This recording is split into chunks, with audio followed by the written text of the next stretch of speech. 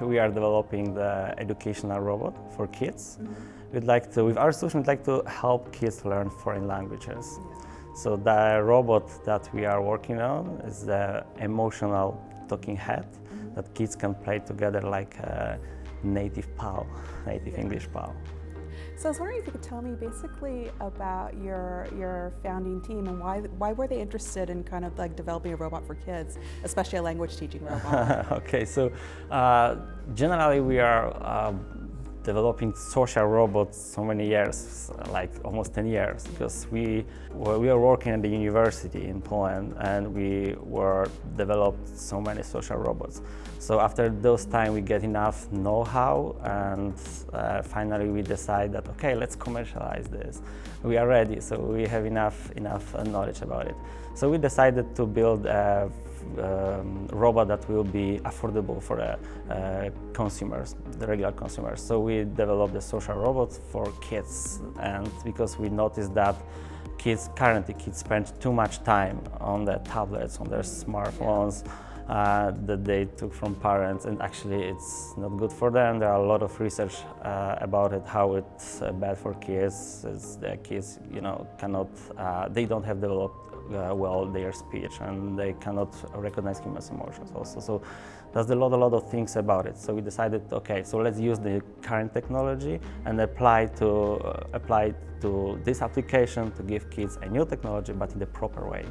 What age range is EMYS targeted to?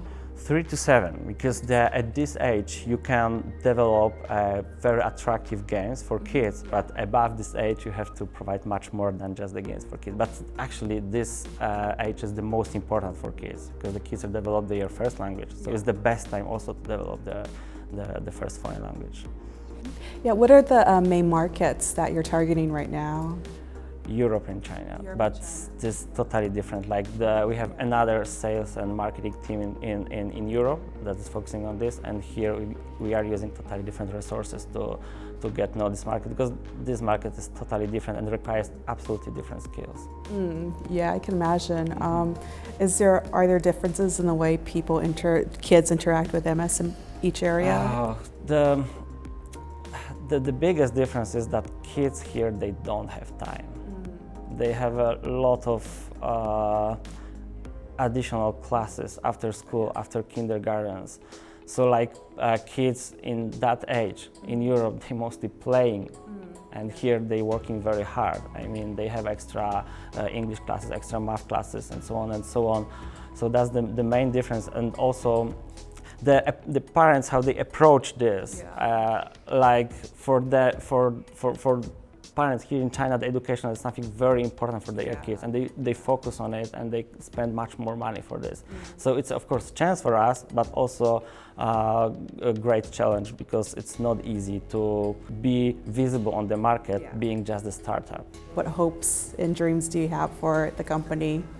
Oh, it's hard to say. It's a startup. It's changing everything every few months. I don't even remember how many times we change our business plan.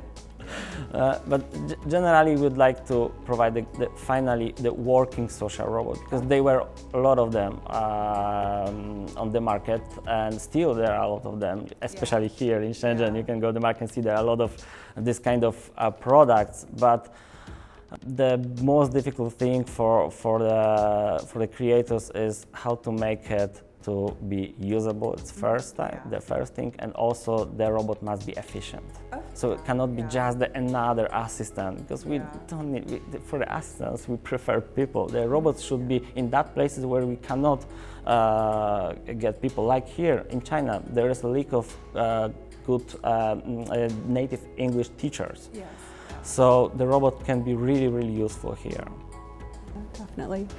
Okay, so is there anything else you want to add? Okay. Yeah, just keep your fingers crossed and say good luck for us. Yeah, so thank you so much for joining us. Thank you.